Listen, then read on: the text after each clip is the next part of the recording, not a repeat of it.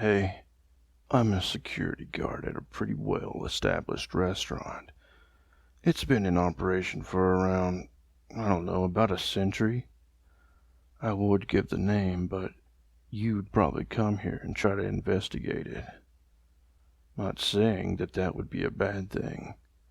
Probably would help things a bit, especially for business. But since I haven't gotten permission from the owners yet, I'll just leave it anonymous for the time being.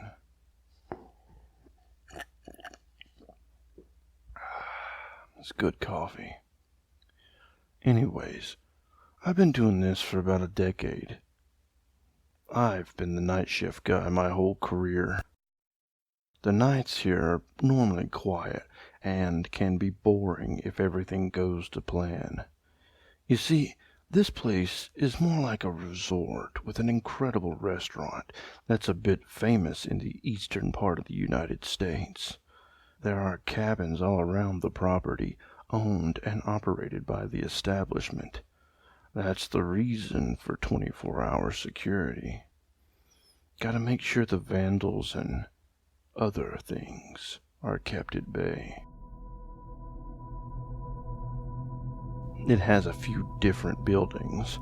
The oldest is over 100 or so years old. The building I spend the majority of my shift in is only about 15 or 20. Security home base is what I call it. It's probably one of the newer and more fortified of all the buildings on the property. Only used for the security staff and some custodial equipment. We got a few lockers and a fridge with a TV and a computer and a coffee maker. By the way, would you like a cup? Never mind, you probably just want to hear the story. Anyway, it's got the usual. For more backstory of the area, this used to be a mining town. It was littered with railroad tracks and drifters coming and going on the trains of yesteryear.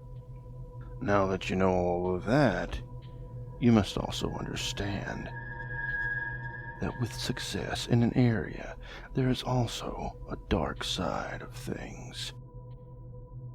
From the settling of the area, wars with natives, and even into the 1930s and 40s, people being killed in train wrecks and bad business deals going wrong, the grounds are laced with a dark side. The silence of the night shift can be downright creepy all on its own. Lots of strange noises and bumps in the night. But on this particular night I'm about to tell you about, well, everything started out as normal. I came in around sunset, got the nightly regime, clocked in and began my routine. Around midnight, I had to do my rounds about the property while checking in on the cabins, just making sure everything was running smoothly. I usually made my rounds with nothing but a flashlight, in and out and around the main building. The oldest building is a good walking distance away from the main building. I was about to make my way there when I heard a shrill scream echo into the darkness up ahead.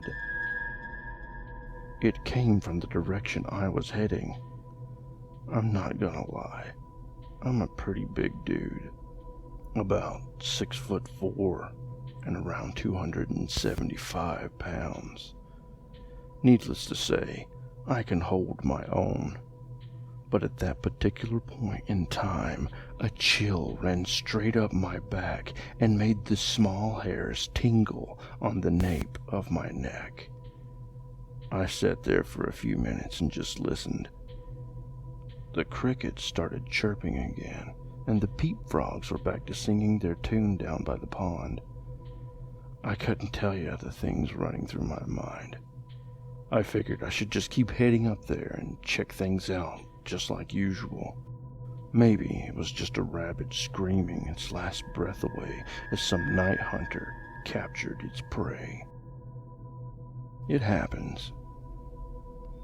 As I made my move, I got an uneasy feeling. I had gotten him before, but I got a job to do.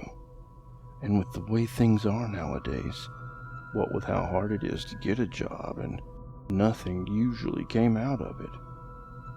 I reached the old building and scouted the area. I rounded the corner and unlocked the door. As I did this, the hairs on the back of my neck stood up again. I slowly opened the door, and there was nothing. I walked in and proceeded to check everything out, mainly making sure no one had broke in during the night to try and steal some old relic or souvenir to try and sell it on eBay or Craigslist. It happens. I turned around to walk to the exit, but as I turned to shut the door, I noticed the usual sounds of the night were gone. The crickets went silent. Heck, everything was dead silent. I turned around and looked back up and down the hallway, and there was a woman just staring at me through the other doorway. I almost jumped out of my boots and pissed myself a little. I couldn't make out much of her features, just a basic silhouette of a female in a gown with long flowing hair. I raised my flashlight and flicked it on and made eye contact with this thing. As I met her gaze, everything in me said, "Get out." Her eyes were glowing. She made this god-awful shriek that could break glass, I swear, while her face distorted and started to shift around. Her eyes were still glowing. I turned to run, but my feet got caught on each other and caused me to fall to the ground. All the while, my flashlight still focused on this thing. I started to freeze up in pure terror as she melted. No, she morphed into what looked like a small, hairy-looking creature. Its eyes were still glowing. As I finally managed to get to my feet, it had transformed into this huge, wolf-like creature. I know this sounds crazy, but you've got to believe me. I've tried to tell the others, but they just laugh it off, say I was hitting the sauce a little too hard that night. But the growls and the moisture in the air from every breath that heaved were plain and visible and terrifying, to say the least. It gnashed its fangs like wolves do before they tear into their prey and started to run towards me. I had no time. I didn't even have time to even shut the door. I ran as fast as I could, screaming bloody murder. I could hear the weight of this creature thudding every footstep in the gravel behind me. It was fast as hell. I feel it lunging towards me. I could feel its hot breath on the back of my neck and hear the smack of its teeth as it tried to bite my head off. I ran for my life. It clawed at my lower half and got a hold of my pants leg and tore it into shreds.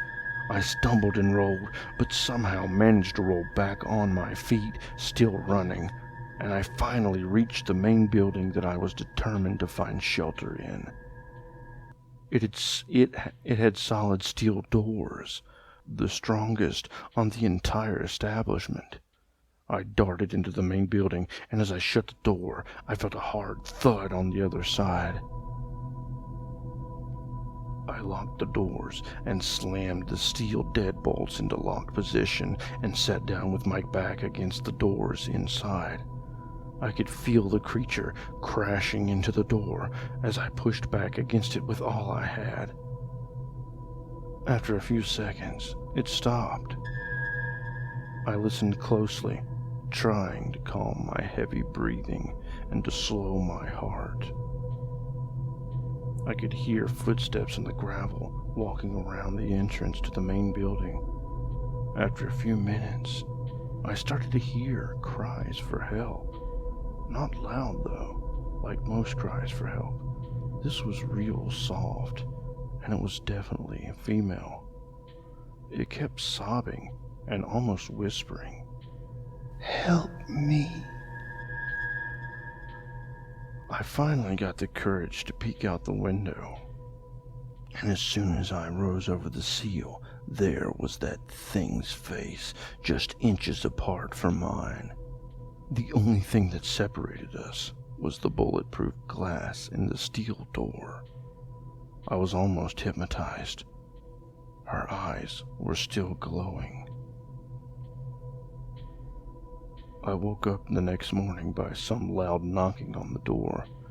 I could see the rays of sunlight beaming through the glass onto the floor I was laying on. I looked out and saw that it was John. He was the first shift security guard. When I unlocked the door and told him what had happened, he smiled and said I was crazy. He said I just needed some good sleep and to lay off the booze.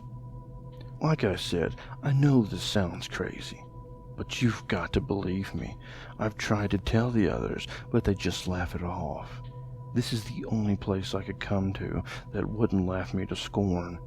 You guys know about this type of stuff, and I've seen similar stories on the internet. The stuff is real. If anyone believes me, then it would be you guys.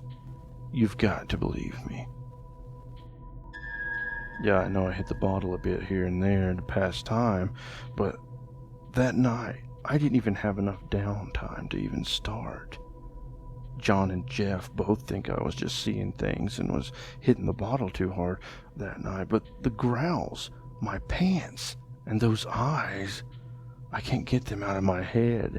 It's driving me crazy. I sometimes look out up there at night and see them from time to time. I still hear those soft cries for help too. I don't even worry about going up there anymore. I let John and Jeff worry about it. But I just can't for the life of me see why John would think I ripped my pants off in a drunken stupor and passed out on the floor. Why am I still working the night shift, you ask? Well, I got a job to do. I know that ain't much reason, but work's hard to find around these parts.